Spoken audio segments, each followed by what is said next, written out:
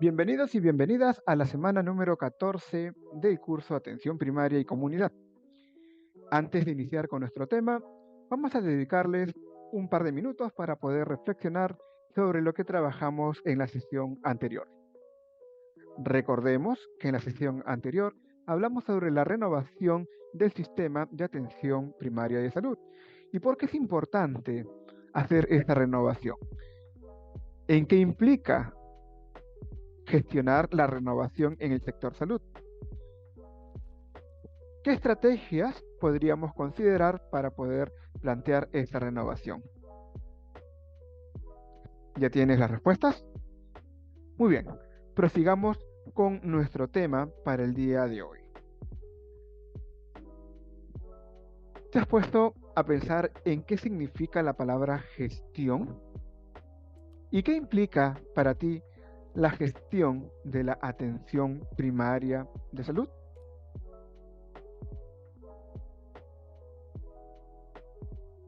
El tema de nuestra sesión número 14 se denomina gestión de la atención primaria y corresponde a la unidad de aprendizaje número 4. Hoy veremos la definición de la gestión y qué es la gestión de la atención primaria. El logro de nuestra sesión será que podamos identificar qué es gestión y qué es atención primaria. Pues iniciemos con la gestión.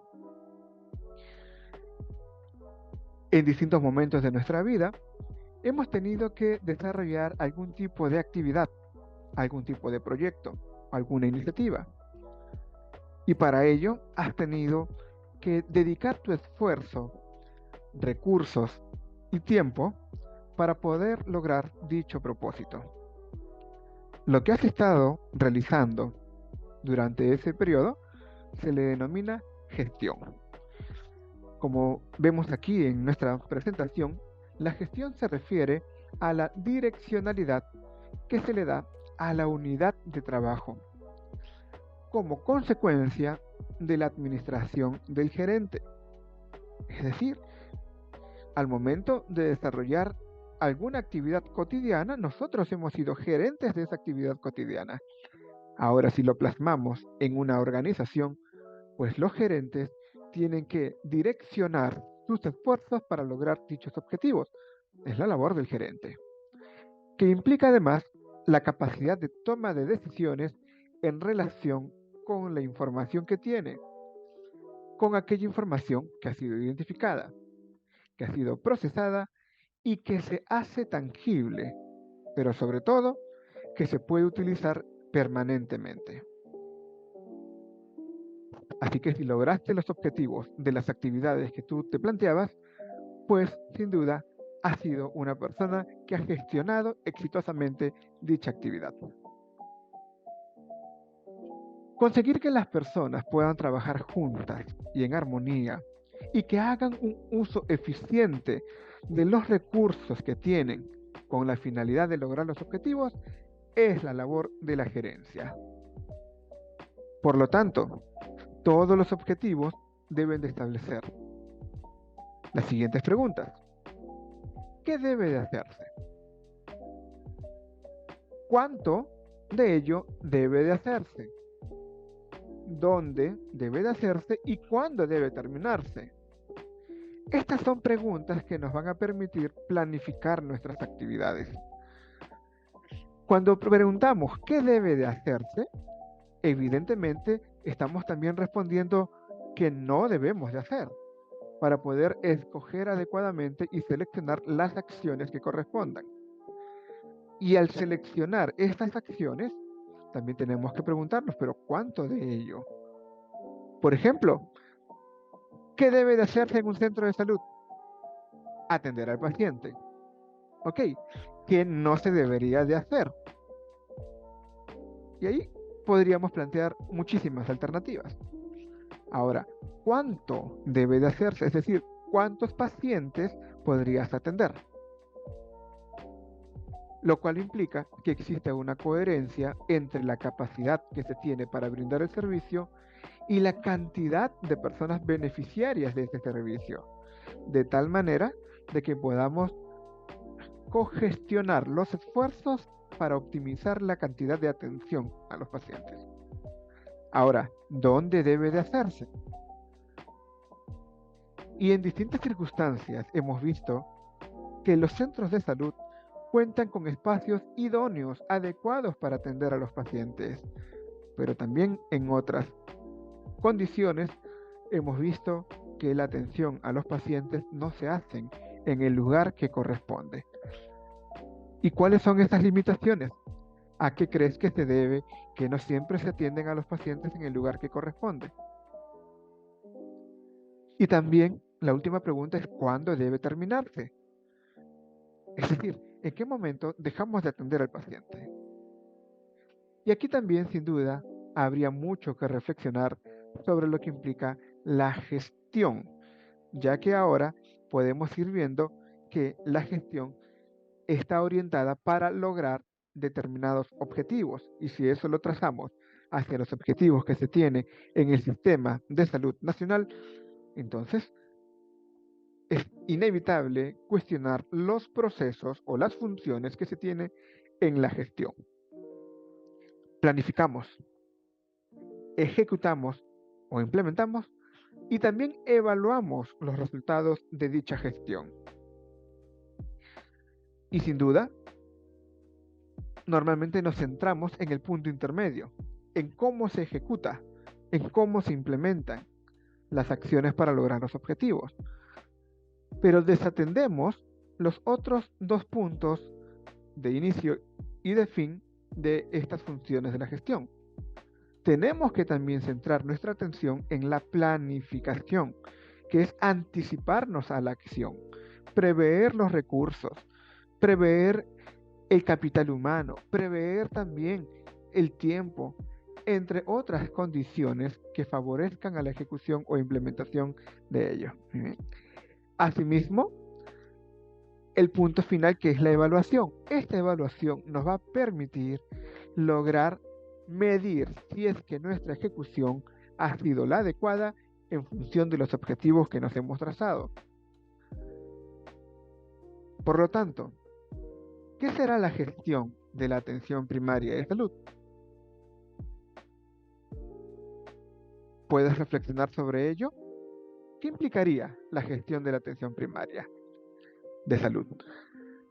Pues gestionar la salud es lograr el máximo provecho posible de los recursos que se disponen, haciendo que estos alcancen de la mejor manera al mayor número de personas.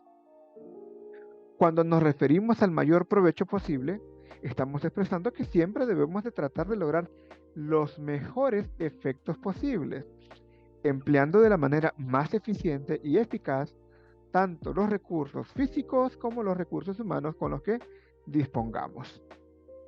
Así que reflexionemos entonces sobre la gestión de la atención primaria de la salud, porque la medición debe de centrarse no solo en atender la mayor cantidad de personas, sino en cómo se ha impactado realmente en la salud de las personas atendidas.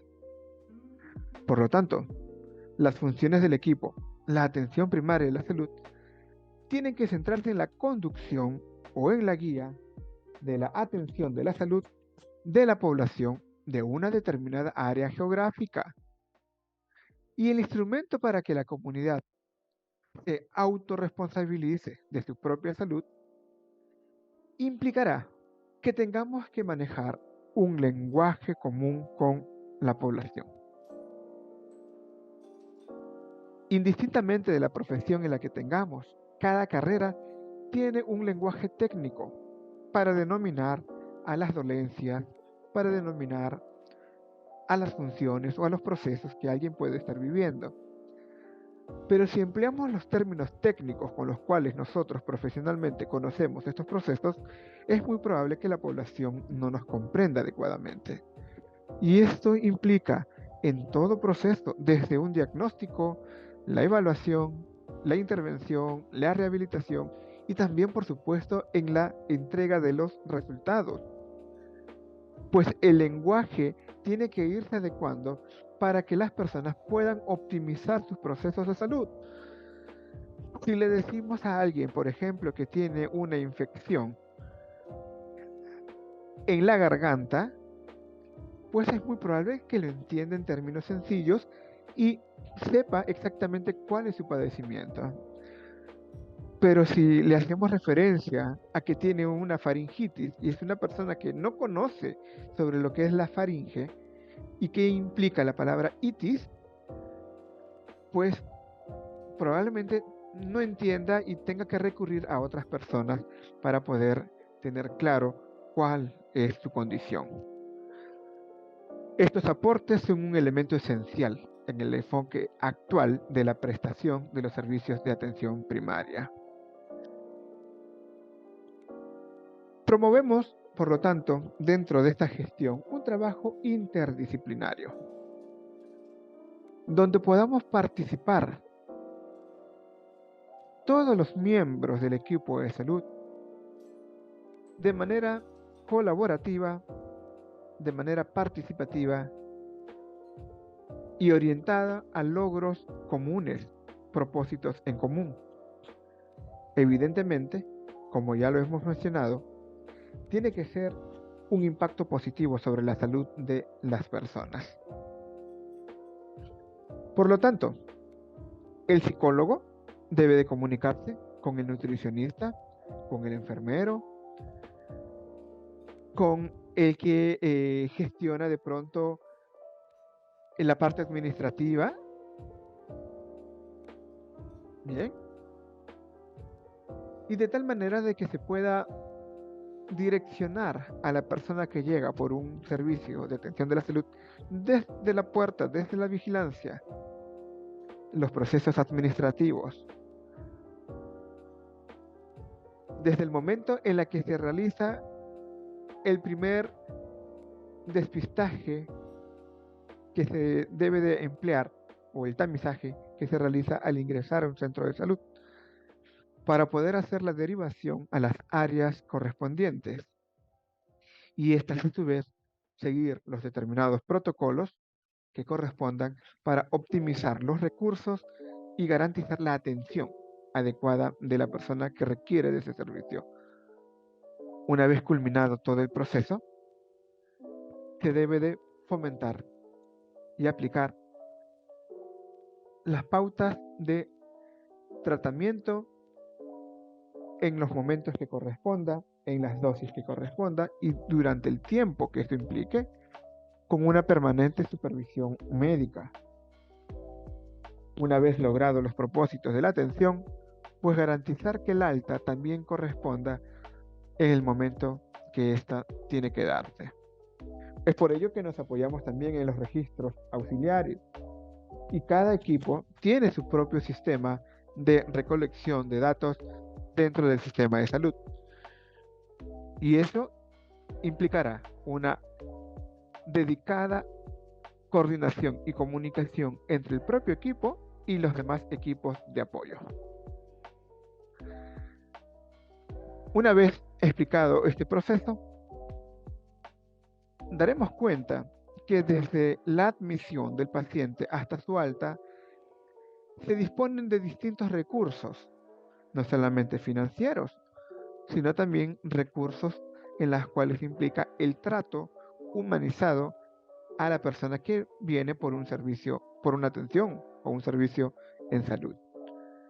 Y es por ello que cada área debe de tener los recursos necesarios y suficientes para garantizar esa atención. Y aquí quizás podríamos nosotros notar que por más buena voluntad que pueda tener el equipo de salud, y si no cuenta con los recursos adecuados para llevar a cabo su intervención, pues quizás el impacto en la salud no sea el esperado, afectando la eficacia y la eficiencia que puede tener todo el sistema de salud. Por lo tanto, se debe de gestionar eficientemente los recursos desde los procesos de solicitación, que implica la planificación. Hay que prever qué recursos se necesita en cada área y para qué determinado tiempo se tendrá stock Evidentemente, con procesos de logística que garanticen una renovación de estos recursos para garantizar una atención permanente en salud. Asimismo, debemos de fomentar la participación en el desarrollo y el funcionamiento de los sistemas de información. Hoy en día nos apoyamos muchísimo en la tecnología, donde las historias clínicas ya están digitalizadas, pero no todos los centros hospitalarios, no todos los centros de salud tienen dicha tecnología. Así que debe de registrarse en formatos físicos de una manera muy cuidadosa para poder no solo verificar la información registrada, sino poder analizarla y nos permita tomar las mejores decisiones junto con el equipo. Y esta es la participación que se tiene en el desarrollo y en el funcionamiento de los sistemas de información. Recogemos, registramos y analizamos la información para poderla consolidar y tomar las mejores decisiones. La participación en los procesos de evaluación de las actividades mediante el uso de indicadores, tanto de actividad, de proceso y también de resultados. ¿Cómo poder evaluar la efectividad de una intervención si es que no señalamos los indicadores? Es decir, voy a poner un ejemplo sencillo. ¿Cómo te das cuenta de que el pastel que has colocado en el horno ya está listo para poder ser retirado? Y tú sabrás ahí sobre algunos indicadores en cuanto a la textura, en cuanto al color, en cuanto al aroma y otros indicadores que tú señales para poder tomar decisiones en el momento que corresponda. De la misma manera, cuando hacemos una evaluación de las actividades en salud, tenemos que plantear indicadores. ¿Qué resultados esperas a partir de estas actividades? A partir de los procesos y de los resultados que tienes. Por lo tanto, la evaluación tiene que centrarse no solo desde una mirada técnica, sino también hacer partícipe a la misma comunidad dentro de estos procesos de evaluación. Sin duda, los principales referentes sobre cómo se sienten será el mismo usuario del servicio de salud. Entonces, según los procesos de gestión de la atención primaria de salud, podemos dar algunos ejemplos de efectividad en la atención de la salud. ¿Has experimentado una atención eficaz dentro del Sistema Nacional de Salud? O en todo caso, ¿cuáles serían las propuestas de mejora a partir de lo que hemos visto el día de hoy? A modo de conclusión, podríamos señalar que todos los gobiernos deberían de formular políticas nacionales, estrategias y planes de acción para establecer y mantener la atención primaria sanitaria como parte de un sistema nacional de salud integrado y en coordinación con otros sectores. Para este fin, será necesario ejercitar voluntades políticas a fin de movilizar los recursos del país y utilizar racionalmente los recursos externos disponibles. Así, todos estaremos comprometidos con una buena gestión en la atención primaria de salud. Aquí las referencias bibliográficas del tema desarrollado el día de hoy. Finalizamos nuestra semana número 14 con esta frase. Todos tenemos un plan estratégico. Se llama hacer las cosas bien. Herb Kelleher. Antes de finalizar, recordarles por favor que revisemos nuestros materiales que se encuentran en el aula virtual, asimismo los cuestionarios correspondientes, de tal manera que podamos ya ir finalizando nuestro curso de la mejor manera. Nos vemos en la semana número 15. Muchas gracias.